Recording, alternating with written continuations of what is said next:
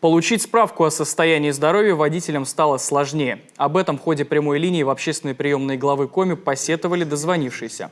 Напомним, с 1 марта вступили в силу новые правила медосвидетельствования.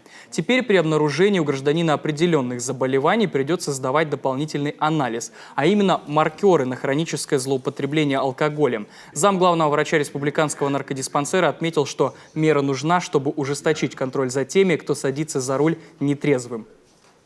Для лиц, у которых нет противопоказаний, выявленных синдромов и симптомов заболеваний, все остается в прежнем режиме. Но у лиц, которые лишены и у которых будут выявлены противопоказания, им необходимо будет сдавать дополнительные исследования. Лица, которые получили права до 1 марта 2022 года, им дополнительных исследований сдавать не нужно. Их справки медицинские действуют по настоящий момент.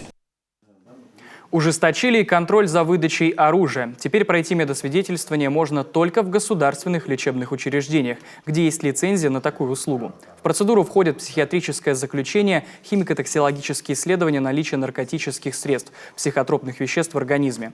Если во время обследования выявят заболевание, то медзаключение аннулируют. Сам же гражданин должен будет сдать лицензию и разрешение, а оружие и патроны передать в Росгвардию. К слову, в прошлом году ведомство изъяло более 1500 единиц оружия.